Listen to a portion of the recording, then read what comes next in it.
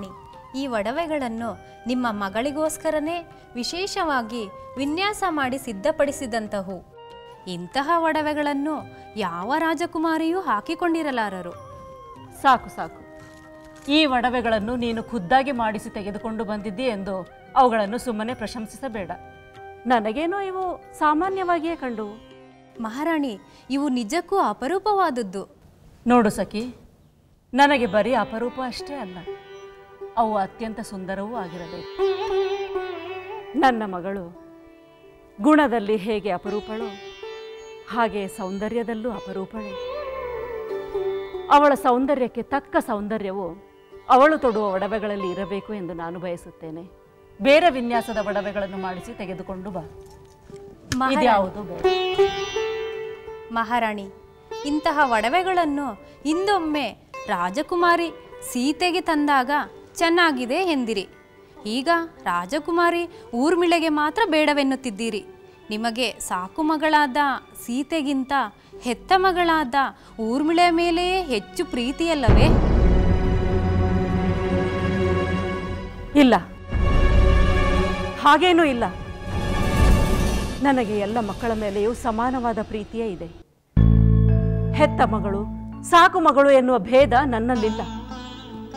ನನ್ನ ಕಾಳಜಿಯ ಬಗ್ಗೆ ಇಂತಹ ಮಾತುಗಳನ್ನಾಡುವ ನೀನು ಇಲ್ಲಿರಬೇಡ. ಮಹಾರಾಣಿ, ಸಾಕು, ನಿಲ್ಲಿಸು ನಿನ್ನ ಅಸಂಬದ್ಧ ಮಾತುಗಳನ್ನು. ತೆಗೆದುಕೊಂಡು ಹೋಗು ಈ ನಿನ್ನ ಒಡವೆಗಳನ್ನು. ಇನ್ನೊಮ್ಮೆ ಈ ರೀತಿಯ ಮಾತುಗಳನ್ನು ಆಡುವ ಹಾಗಿದ್ದರೆ ಈ ಅರಮನೆಯಲ್ಲಿ ಕಾಲಿಡಬೇಡ. ಹೊರಡು.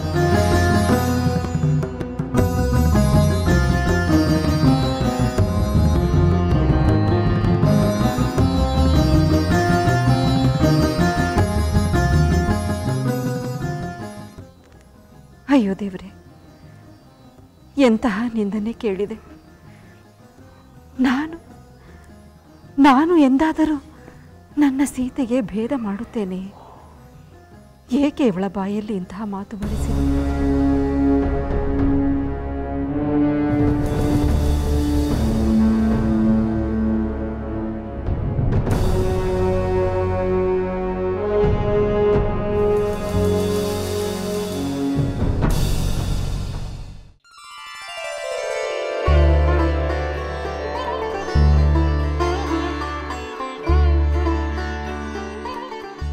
ಸಹೋದರ, ಇದೆಂತಹ ಅದ್ಭುತ ಬದಲಾವಣೆ! ನಾವು ಆಗಮಿಸಿದಾಗ ಇದ್ದಂತಹ ವಾತಾವರಣಕ್ಕೂ ಈಗಿನ ವಾತಾವರಣಕ್ಕೂ ಎಂತಹ ವ್ಯತ್ಯಾಸ! ಲಕ್ಷ್ಮಣ, ಬತ್ತಿದ ನೆಲ ಬಿರುಕು ಬಿಟ್ಟು ಘೋರವಾಗಿರುತ್ತದೆ. ಅಲ್ಲಿ ಗಂಗೆ ಪ್ರವೇಶವಾದರೆ ಹಚ್ಚ ಹಸಿರಾಗುತ್ತದೆ. ರಾಮನ ಪ್ರವೇಶವೆಂದರೆ ನಿರ್ಜೀವದಲ್ಲೂ ಜೀವ ಪ್ರವೇಶಿಸಿದ ಹಾಗೆ. ಸಹೋದರಿ ಅಹಲ್ಯ, ನಿನ್ನ ಕೋರಿಕೆಯಂತೆ ನಿನ್ನ ಆತಿಥ್ಯವನ್ನು ಸ್ವೀಕರಿಸಿದ್ದಾಯಿತು. ಇನ್ನು ನಾವು ನಮ್ಮ ಪ್ರಯಾಣವನ್ನು ಮುಂದುವರಿಸುತ್ತೇವೆ. ನಿನಗೆ ಮಂಗಳವಾಗಲಿ.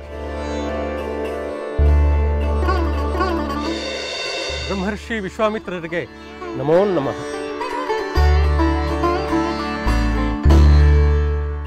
ಓ, ಮಹರ್ಷಿ ಗೌತಮರು, ತಮ್ಮ ಆಗಮನ ಅನಿರೀಕ್ಷಿತವೂ ಆನಂದದಾಯಕವೂ ಆಗಿದೆ. ತಾವು ನಮ್ಮ ಆಶ್ರಮಕ್ಕೆ ಆಗಮಿಸಿದ್ದಲ್ಲದೆ ಈ ಪುರುಷೋತ್ತಮರಾದ ದಶರಥ ಪುತ್ರರನ್ನು ಕರೆತಂದು ಪಾವನಗೊಳಿಸಿರುವಾಗ ನಾವು ಬಂದು ತಮ್ಮನ್ನು ಸತ್ಕರಿಸಬೇಕಾದ್ದು ನಮ್ಮ ಪರಮ ಕರ್ತವ್ಯವೂ ಧರ್ಮವೂ ಆಗಿದೆ. ಹಾಗಾಗಿಯೇ ನಾವು ಧಾವಿಸಿ ಬಂದೆವು. ರಾಮಚಂದ್ರ, ಅಹಲ್ಯ ಕೋರಿಕೆಯನ್ನು ಮನ್ನಿಸಿದ್ದರಿಂದ ಗೌತಮರ ದರ್ಶನ ಭಾಗ್ಯವೂ ಲಭಿಸಿದೆ.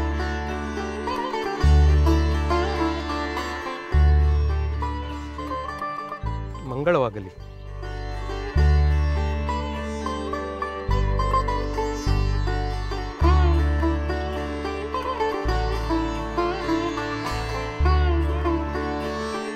ರಾಮಚಂದ್ರ, ಲಕ್ಷ್ಮಣ, ನಿಮ್ಮ ಆಗಮನದಿಂದ ಬರಡಾಗಿದ್ದ ನಮ್ಮ ಈ ಆಶ್ರಮವು ಜೀವಕಳೆಯನ್ನು ಹೊಂದಿದೆ. ನಾವು ನಿಮ್ಮನ್ನು ಸತ್ಕರಿಸಿ ನಂತರ ಕಳುಹಿಸಿಕೊಡುತ್ತೇವೆ.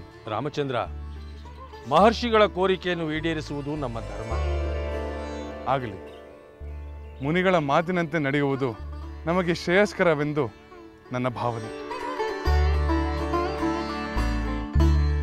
ಅಹಲ್ಯ, ಸ್ವಾಮಿ,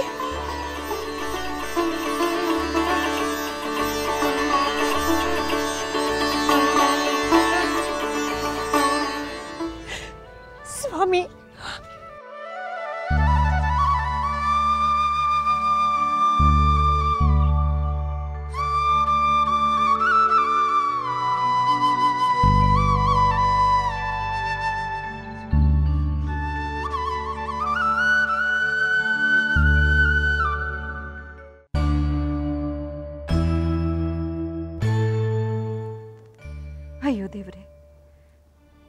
ಎಂತಹ ನಿಂದನೆ ಕೇಳಿದೆ. ನಾನು ಎಂದಾದರೂ ನನ್ನ ಸೀತೆಗೆ ಭೇದ ಮಾಡುತ್ತೇನೆ? ಏಕೆ ಇವಳ ಬಾಯಲ್ಲಿ ಇಂತಹ ಮಾತು ಬರೆಸಿದೆ?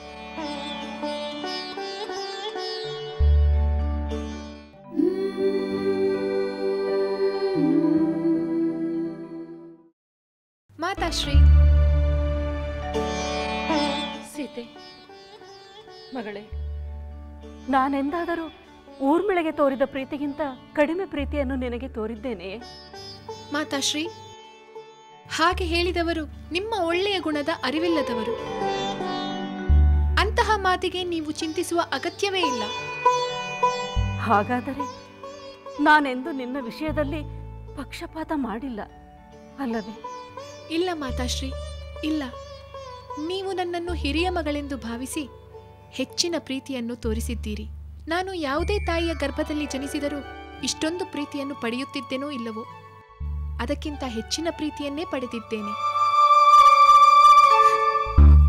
ಸೀತೆ, ನಿನ್ನ ಮಾತುಗಳು ಬಿಸಿಲಿನಲ್ಲಿ ಬೆಂದವಳಿಗೆ ತಂಪೆರೆಯುತ್ತಿವೆ.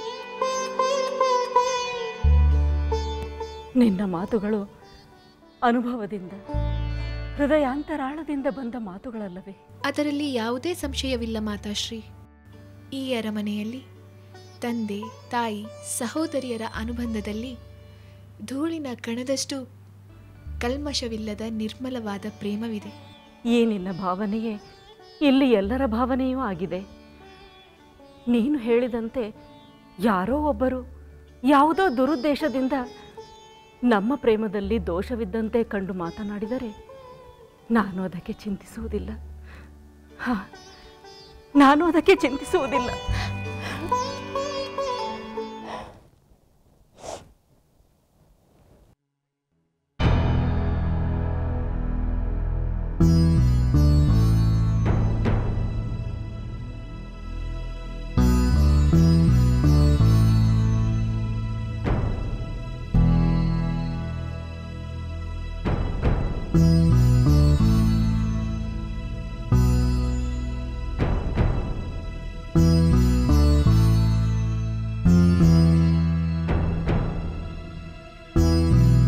ಯಾರ ತಪಸ್ಸಿಗೆ ಮೆಚ್ಚಿ ಚತುರ್ಮುಖ ಬ್ರಹ್ಮನು ವರ ನೀಡಿದನೋ, ಯಾರು ಕೈಲಾಸ ಪರ್ವತವನ್ನೇ ಎತ್ತಿ ಅಲುಗಾಡಿಸಲು ಮುಂದಾದನೋ, ವಿಶ್ವವಸುವಿನ ಮಗ, ಪೌಲಸ್ತ್ಯನ ಮೊಮ್ಮಗ ರಾವಣ, ದಶಕಂಠ ರಾವಣ.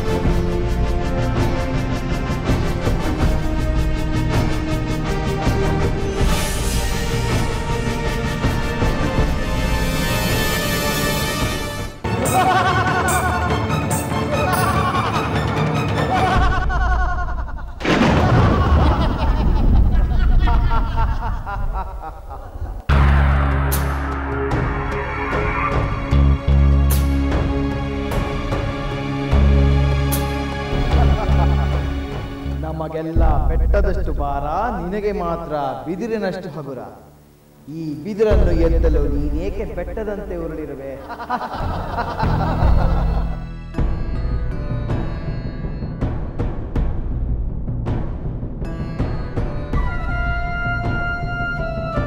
ಪ್ರಭು ಲಂಕಾಧೀಶ್ವರನಿಗೆ ನನ್ನ ಪ್ರಣಾಮಗಳು.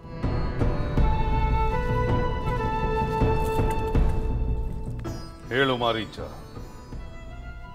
ಈ ನನ್ನ ಸೋತ ಮುಖವನ್ನು ನೋಡಲು ಬಂದೆಯಾ? ನಿಮ್ಮದು ಬರೀ ಸೋಲಿನ ಮುಖವಾದರೆ ನನ್ನದು ಸಾವಿನ ಸಂಕಟವನ್ನು ಅನುಭವಿಸಿದ ಮುಖವಾಗಿದೆ. ನಾನು ನನ್ನ ದುಃಖವನ್ನು ಹೇಳಿಕೊಳ್ಳಲು ಬಂದೆ. ನೀವು ಸ್ವಯಂವರಕ್ಕೆ ಹೊರಡುವ ಸಂಭ್ರಮದಲ್ಲಿದ್ದೀರಿ. ಈಗ ನೀವೇ ದುಃಖದಲ್ಲಿದ್ದೀರಿ. ಇನ್ನು ನನ್ನ ಸಂಕಟವನ್ನು ಕೇಳುವಿರೋ ಇಲ್ಲವೋ? ಮಾರೀಚ, ನೀನು ನನ್ನ ಆಪ್ತ ಬಂಧು, ನನ್ನ ನೆಚ್ಚಿನ ಬಂಟ.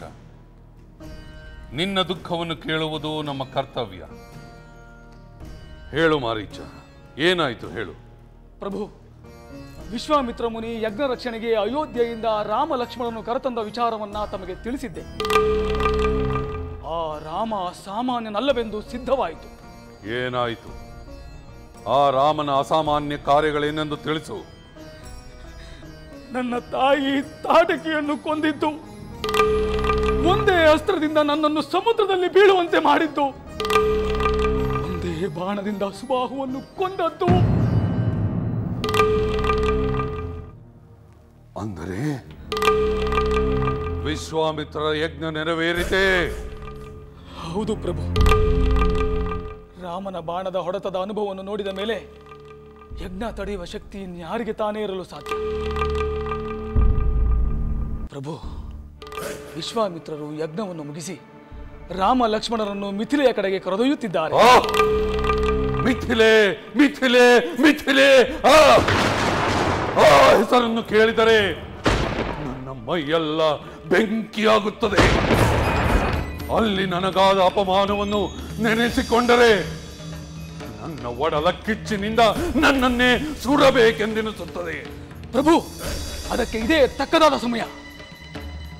ನನ್ನ ತಾಯಿ ಹಾಗೂ ಸುಬಾಹುವನ್ನು ಕೊಂದ ರಾಮನು ಮಿಥಿಲೆಯಲ್ಲಿರುವಾಗಲೇ ನಮ್ಮಿಬ್ಬರ ಒಡಲ ಕಿಚ್ಚು ಕಾಳಾಗ್ನಿಯಾಗಿ ಮಿಥಿಲೆಯನ್ನು ಮುತ್ತಿ ರಾಮ ಜನಕರನ್ನು ಸುಟ್ಟು ನಮ್ಮ ಒಡಲ ಸಂಕಟವನ್ನು ಶಮನಗೊಳಿಸಿಕೊಳ್ಳಬಹುದಲ್ಲವೇ?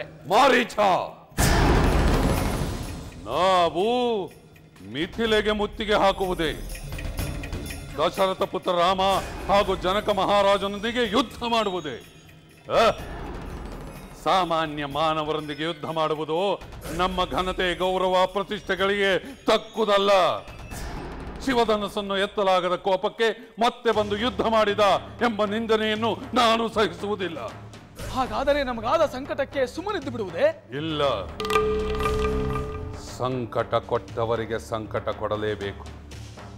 ನಾವೇ ನೇರವಾಗಿ ಕೊಡದಿದ್ದರೇನಂತೆ, ಬೇರೆಯವರಿಂದ ಕೊಡಿಸೋಣ. ಬೇರೆಯವರಿಂದಲೇ? ಹೌದು.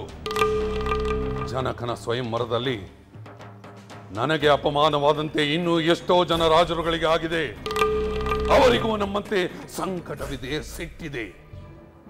ಅವರನ್ನೆಲ್ಲ ಒಟ್ಟುಗೂಡಿಸಿ ಜನಕನ ಮೇಲೆ ಆಕ್ರಮಣ ಮಾಡಿಸು, ಮಿಥಿಲೆಗೆ ಮುತ್ತಿಗೆ ಹಾಕಿಸು.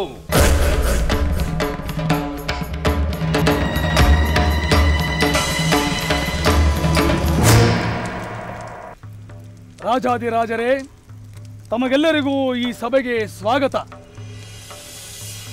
ಹಾಗೆ ಲಂಕಾಧೀಶ್ವರ ದಶಕಂಠ ರಾವಣ ಪ್ರಭುವಿನ ಅನಂತ ವಂದನೆಗಳನ್ನು ತಮಗೆಲ್ಲರಿಗೂ ತಿಳಿಸುತ್ತಿದ್ದೇನೆ. ಅಲ್ಲದೆ ತಮಗೆಲ್ಲರಿಗೂ ರಾವಣ ಪ್ರಭುಗಳು ಒಂದು ಸಂದೇಶವನ್ನು ರವಾನಿಸಿದ್ದಾರೆ. ಮಾರೀಚ, ರಾವಣ ಪ್ರಭುವಿನ ಸಂದೇಶಕ್ಕಾಗಿ ನಾವೆಲ್ಲ ಕಾತುರದಿಂದ ಕಾದಿದ್ದೇವೆ. ಹೌದು ಮಾರೀಚ, ಲಂಕಾಧೀಶ್ವರನ ಮಾತೆಂದರೆ ನಮಗೆ ವೇದವಾಕ್ಯವಿದ್ದಂತೆ. ಅದನ್ನು ತಿಳಿಯುವುದೇ ನಮ್ಮ ಭಾಗ್ಯ. ಬಹಳ ಸಂತೋಷ, ಬಹಳ ಸಂತೋಷ. ತಾವುಗಳು ರಾವಣ ಪ್ರಭುವಿನ ಮೇಲೆ ಇಟ್ಟಿರುವ ಈ ಪರಿಯ ಭಕ್ತಿ ಗೌರವಗಳಿಂದಲೇ ಈ ಸಭೆಗೆ ತಮ್ಮೆಲ್ಲರನ್ನು ಆಹ್ವಾನಿಸಿದ್ದು. ಹಾಗೆಯೇ ನೀವೆಲ್ಲ ನನ್ನ ವಿಚಾರವನ್ನು, ಅದನ್ನು ಒಪ್ಪಿ ಆಶೀರ್ವದಿಸಿರುವ ಲಂಕೇಶ್ವರರ ಮನದಿಂಗಿತವನ್ನು ತಮಗೆ ತಿಳಿಸುತ್ತೇನೆ. ಮತ್ತೆ ತಾವುಗಳು ಅದರಂತೆ ನಡೆಯುತ್ತೀರೆಂದು ನಾನು ಭಾವಿಸಿದ್ದೇನೆ.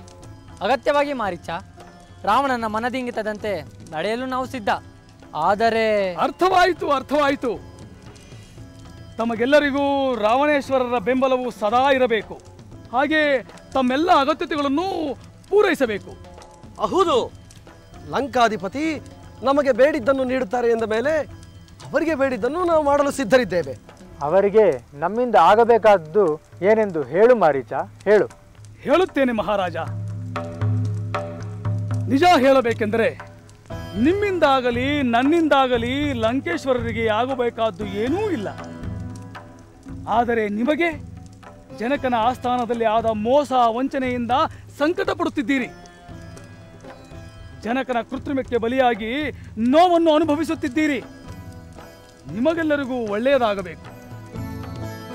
ನಿಮಗಾದ ಮೋಸಕ್ಕೆ ಪ್ರತೀಕಾರವನ್ನು ತೀರಿಸಿಕೊಳ್ಳಬೇಕು.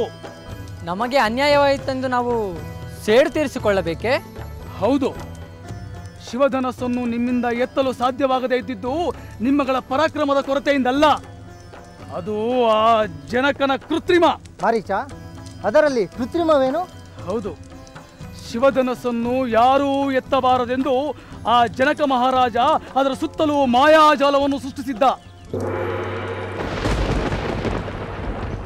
ಆ ಕಾರಣದಿಂದಲೇ ನೀವ್ಯಾರೂ ಅದನ್ನು ಎತ್ತಲು ಸಾಧ್ಯವಾಗಲಿಲ್ಲ.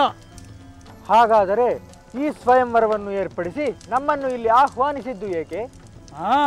ನೀವೆಲ್ಲ ದುರ್ಬಲರೆಂದು ಈ ಲೋಕಕ್ಕೆ ತಿಳಿಯಲಿ ಎಂದು. ಆದರೆ ನೀವುಗಳು ದುರ್ಬಲರಲ್ಲ. ಎಲ್ಲರೂ ಒಟ್ಟಾಗಿ ಸೇರಿ ಆ ಮಿಥಿಲೆಯನ್ನು ಮುತ್ತಿಗೆ ಹಾಕಿ ಗೆದ್ದು ತೋರಿಸಬೇಕು. ಮಾರೀಚ, ನಾವು ಮಿಥಿಲೆಯನ್ನು ಮುತ್ತಿಗೆ ಹಾಕಬೇಕೆ? ಹೌದು.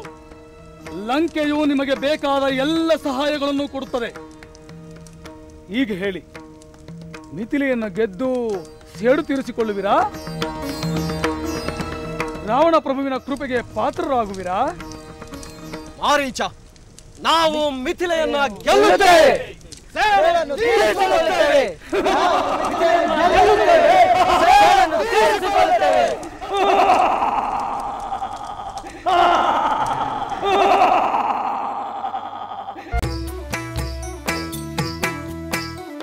ಲಂಕೆಯಲ್ಲಿನ ದುರುಳ ದರ್ಪವು ಸೀತೆ ಸಹನೆಗೆ ಸೋತಿತು. ಅಂಕೆ ಇರದ ಅಸುರ ಕುಲವು ರಾಮ ಬಾಣಕ್ಕೆ ಅಡಗಿತು. ದೂರವಿರಲಿ ಸನಿಹವಿರಲಿ ರಾಮ ಹೃದಯ ನಿವಾಸಿನಿ.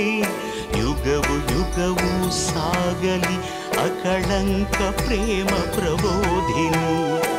ಅಮರ ಗಾಧೆ ಧರಣಿ ಜಾತೆ ಸಾಧ್ವೆ ಸೀತೆ ಸುಚರಿತೆ. ಸಹನ ಶಕ್ತಿ ಪತಿಯ ಭಕ್ತಿ ಲೋಕಮಾನ್ಯ ವಂದಿತೆ.